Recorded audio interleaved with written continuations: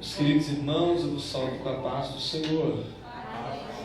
Quem está feliz com Jesus e pode dizer glória a Deus. Glória a Deus. Amém. Abra comigo a sua Bíblia no Antigo Testamento, no livro do profeta Daniel, capítulo 3.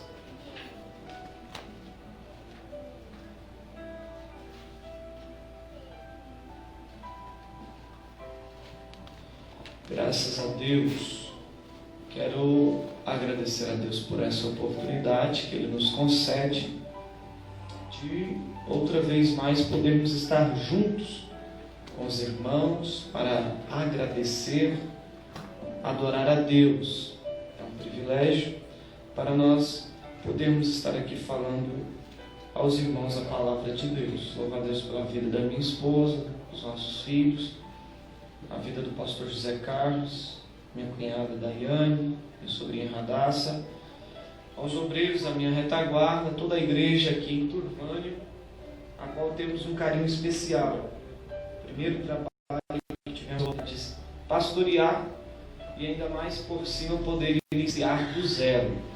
Mas Deus foi misericordioso conosco durante 1 ano e 11 meses. Marlene nos acompanhou durante um bom tempo e o pastor José Carlos deu sequência a esse trabalho e vem feito um brilhante trabalho pela misericórdia de Deus. Nós vamos ler no capítulo 3 do livro do profeta Daniel e eu quero chamar os irmãos a lermos a partir do versículo de número 14. Daniel capítulo 3, versículo 14 a seguir. Diz assim a palavra de Deus: Falou Nabucodonosor e lhes disse: É de propósito, ó Sadraque, Mesaque e Abednego, que vós não servis a meus deuses, nem adorais a estátua de ouro que levantei? Agora, pois, se estáis pronto, quando ouvirdes o som da buzina, do pífaro, da cítara, da harpa, do saltério, da gaita de foles e de toda sorte de música, para vos prostrardes e adorardes a estátua que fiz, bom é. Mas se a não adorardes, sereis lançados na mesma hora dentro do forno de fogo ardente. E quem é o Deus que vos poderá livrar das minhas mãos? Amém? Amém. Tome o seu assento, glorificando a Deus, porque você tem liberdade para isso. Glória a Deus. Queridos irmãos, para entendermos melhor aqui o contexto dessa história, dessa narrativa bíblica, nos é necessário voltar ao capítulo 1 desse mesmo livro. E é no capítulo 1 deste referido livro, do profeta Daniel, livro esse que traz o seu nome, pois é de sua autoria. É no capítulo 1, a partir do versículo número 1, que vamos entender o contexto histórico da época. Em uma época em que Judá estava distante dos desígnios de Deus, não obedeciam à palavra de Deus e muito menos davam ouvidos à voz de Deus e aos seus profetas que por ele eram levantados.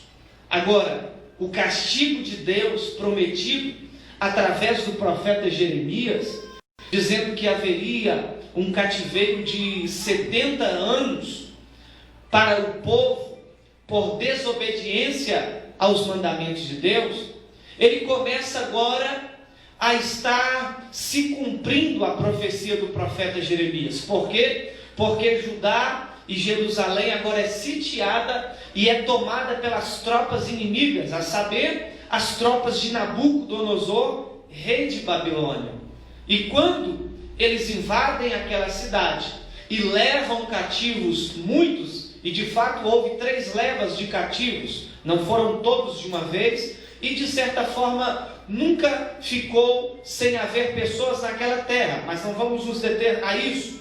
Mas na primeira leva de cativos, foi-se os nobres, foi-se alguns de descendência de linhagem real. E no meio desses descendentes de linhagem real, foi-se com aquele exército cativo, por aquele exército cativo, Daniel, Ananias, Misael e Azarias. Chegando ao reino de Babilônia, lá houve-se uma seleção, um recrutamento, e em meio a esta seleção, foram-se escolhidos Daniel e os seus 3 amigos, repito, Ananias, Misael e Azarias.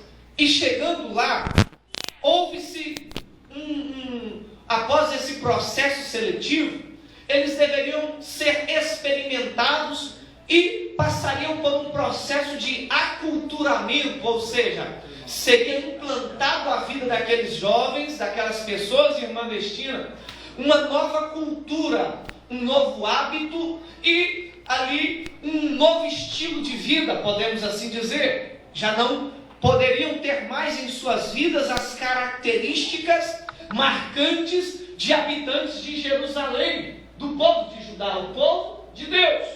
Agora, em meio a esta escolha, houve-se um jovem, e no mesmo capítulo 1, no versículo de número 8, é que Daniel se posiciona.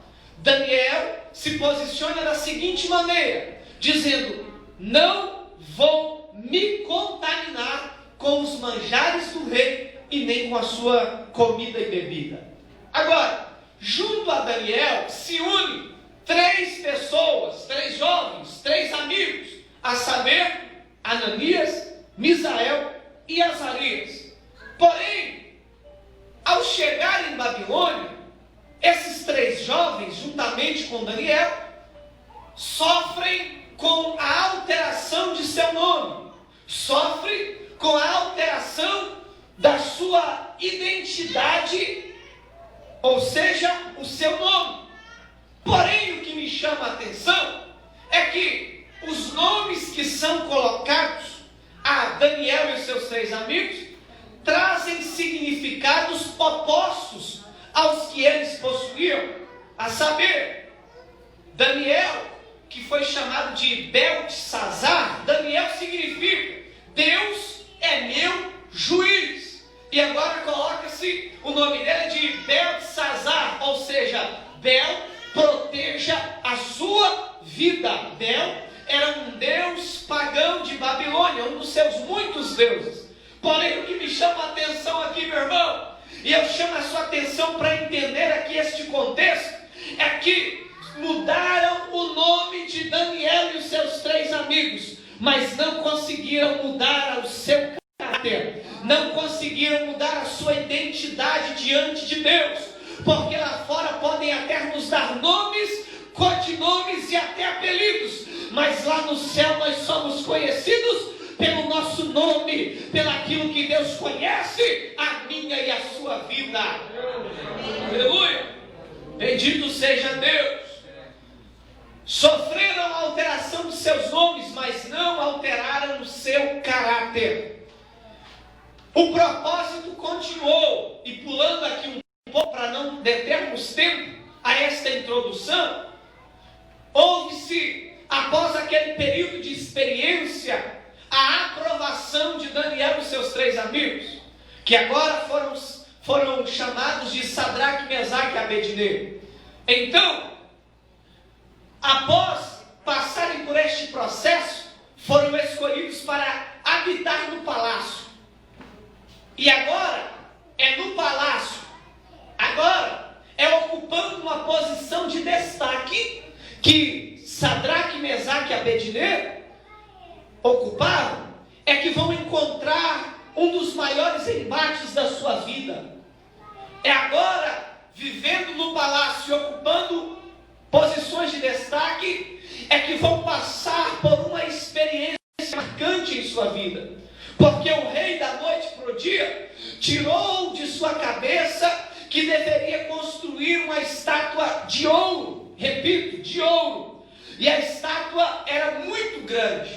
Por quê? Porque ele queria preencher o seu ego, ele queria que todos os habitantes reconhecessem que aquela estátua é quem salvaria, é quem teria poder para atender o povo povo e o rei. Porém, meu irmão, é agora que eu trago um aprendizado através da palavra de Deus para as nossas vidas. Veja bem, quando o rei inaugura a estátua de ouro, ele convoca uma assembleia solene, ele convoca os principais de seu reino e todo o povo para a consagração da estátua de ouro. E no dia da consagração da estátua de ouro, agora ele vai dar ordem dizendo aos músicos, aos tocadores de todos os instrumentos que aqui estamos, que ao som dos instrumentos, a ordem era que todos se prostrassem e adorassem a imagem do rei Nabucodonosor. Agora, em meio a esta ordem, com promessa de sentença ao não cumprimento, é que o povo vai se curvar e se prostrar. Só que em meio aos que se curvaram e aos que se prostraram, vai estar Sadraque, Mesaque e Abednego, que por Deus eram conhecidos como Ananias, Misael e Azarias. É esses três que vai se opor ao decreto do rei, ao decreto da maior autoridade existente na terra, naquele mundo conhecido na época. É em meio a esta ordem que os três vai se opor. Agora, quando eles não se prostram e quando não adoram a estátua de ouro, vai chegar notícia até o rei Nabucodonosor, dizendo: olha, sabe aqueles três que o Senhor constituiu sobre o rei? Eles não dão ouvidos e muito menos fazem caso do Senhor e da estátua de ouro. Nabucodonosor se enfurece e no momento de fúria ele manda chamar os três e na sua presença ele pergunta: olha, é de propósito ou é porque vocês não escutou? Mas eu vou dar mais uma chance, eu vou dar outra oportunidade para vocês. Quando tocar a música, quando o instrumento soar a música, se vocês não se prostrarem, vocês serão lançados imediatamente na fornalha de fogo ardente.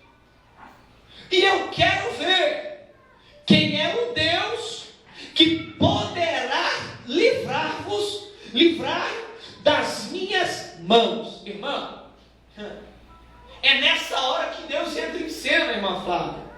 É nessa hora que Deus se levanta do seu trono.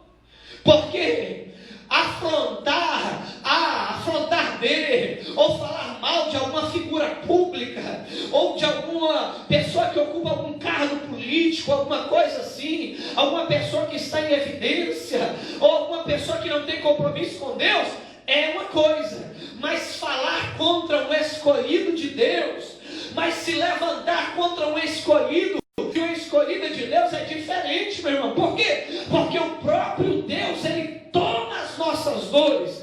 É o próprio Deus que se levanta em nossa defesa. E é Ele quem nos justifica. Pode o mundo inteiro se levantar contra a minha e contra a sua vida.